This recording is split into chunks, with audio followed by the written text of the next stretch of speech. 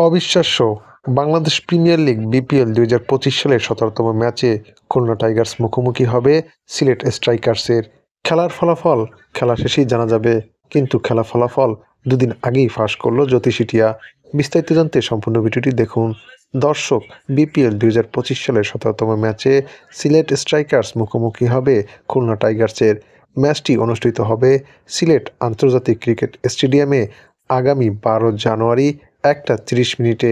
এই ম্যাচের ফলাফল উভয় দলের জন্য খুবই গুরুত্বপূর্ণ, কেননা খুলনা টাইগার্স ইতিমধ্যে ৩টি ম্যাচ খেলেছে, যার মধ্যে দুটিতে জয়লাভ করে পয়েন্ট টেবিলের ৪ নম্বরে অবস্থান করছে।